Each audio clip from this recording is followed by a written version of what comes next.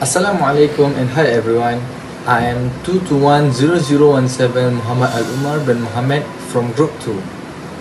In this video, we, Group 2, would like to present about SWOT analysis of a movie with the title of KANANG ANAK LANGKAU, the IBAN Warrior. The film covers the life of Kanang, who is an IBAN, an ethnic warrior tribe living in the interior of Sarawak. The IBAN's belief was that their children will grow up to become a warrior. Therefore, Kanang was taught by his grandfather about the ins and outs of the jungle. As a result, Kanang became a great hunter and tracker. He could read the direction of the wind, hearing the tiger and lion's breath, and even hearing the heartbeat of a tree. Kanang Anak Langkau, the IBAN Warrior, is a true story film about the life of the late Temenggung Datuk Kanang Anak Langkau, who was a national hero who sacrificed most of his life against the communists in the emergency era of 1970s. Also, he is famous for the words "Agi Hidup Agi Gelaban", which means as long as life is in the body, it will definitely fight. The film tells the story of his life from the time he joined the Sarawak Rangers, before Sarawak joined the Malaysia, until he was seriously injured while fighting the communists. In SWOT analysis, we would like to talk about the strength, the weakness, the opportunities, and the threats that we have found in this film. Hello, my name is Muhammad bin IMRAN and my metric number is 2210016. So for today, I will tell you about the strengths value regarding movie Kanang Anak Langkau, the IBAN Warrior. Being the grandson of an IBAN tribe headsman, Kanang, which is the main character, grew up learning critical thinking skills for hunting in the rainforest. He was also taught how to read plants, animal noises, identify smells, and other skills. These skills show that he was a bravery and expertise in jungle warfare. This skill proved invaluable to Kanang when he joined in an operation in Hulu Kinta, Perak, to track communists. In the movie, Kanang with his inmates were forcing to battle with the communists in the jungle surrounding Ipoh in the 1880s, in which Malaysian Rangers platoon leader Kanang himself showed uncommon courage in tracking down the enemy and taking down although outnumbered. In other scenes, despite bullets coming from all directions and while being obviously outnumbered, Kanang was determined to rescue his fallen colleague. As he leaped to save Nasir, Kanang was shot 3 times, but did not retreat. This demonstrates that Kanang's survival skills and a brave side were the result of his grandfather's traditional wisdom. Learning it from the headsman himself make it Kanang leads his troops to the victory against the communists.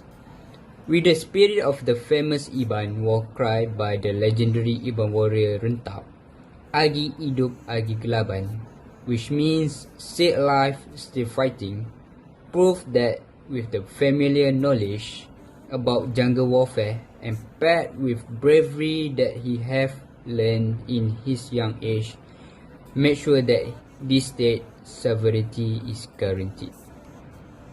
I'm KIRTHIGA here will be explaining about the weakness of the movie Kanang Anak Langkau, the IBAN Warriors, according to the SWOT analysis. So, as we know, although the movie Kanang Anak Langkau, the IBAN Warriors, was an inspirational military movie that could urge the Malaysian to embrace patriotism, there are still some attributes that could pull down the film from achieving the primary objectives entirely. So first and foremost, the momentum of the film was not kept constant throughout the movie. For instance, the highlight was just at the beginning of the film, where the background of Kanang as a soldier, his upbringing, his sacrifices, leaving his wife behind, and his achievements in regiment was portrayed briefly. The beginning was hyped even more with captivating elements, revealing the extraordinary talents of Kanang as a great hunter and tracker, to the extent he could hear the direction of the wind, hear the breath of the lion and also tiger, or even hear the heartbeat of the tree. After such an extraordinary opening, the momentum of the movie dropped drastically, leaving the audience in utmost disappointment.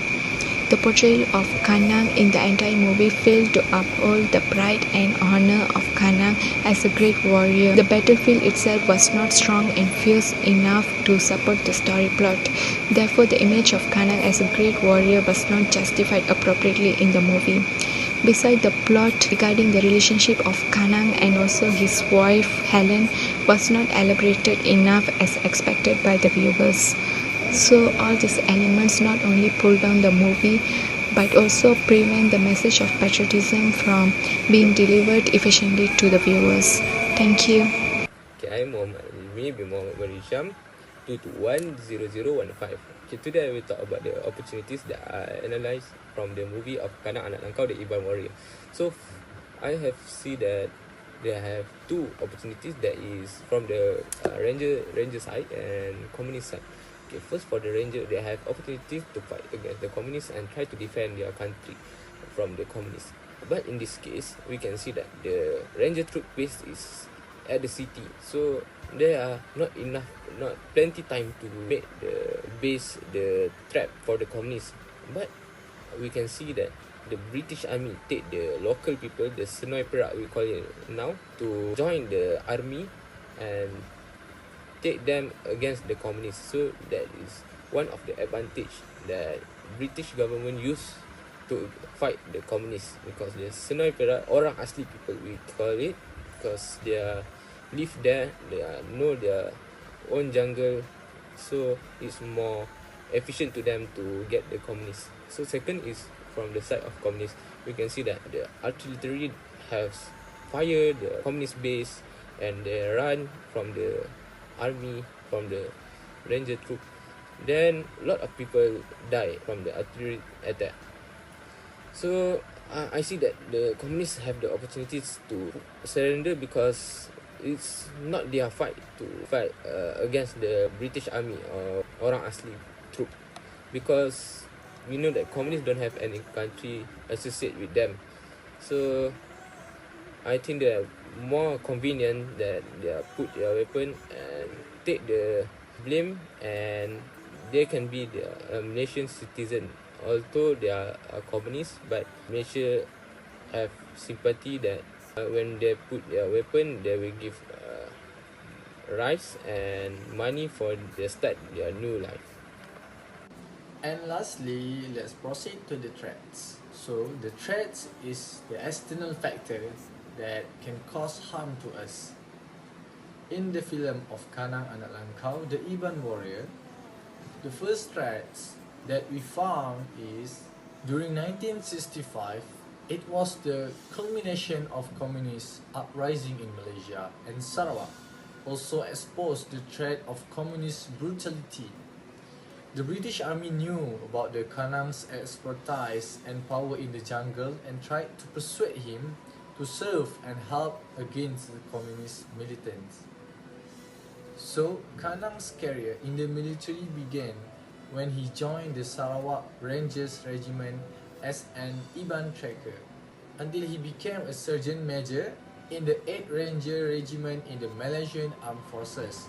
Kanang and his platoon had to fight to eliminate communist militants throughout the country from the year of 1948 to 1983. The fierce battle between communist terrorists and security forces continued to reach the Korbu Forest and Tanah Hitam in Perak. During a battle at Tanah Hitam, Kanang was shot until he was seriously injured, but he still continued to fight hard to defeat the communist terrorists until he success. For the conclusion, we have done that analyze using the SWOT method, that is strength, weakness, opportunities and threat. You can see in the movie there are a lot we can gain using this method, because we can see there are two sides of people fighting against one reason, that is to get the land for their future. So this SWOT method in this movie is very suitable method to analyze this movie. Okay, thank you. That's all from group 2.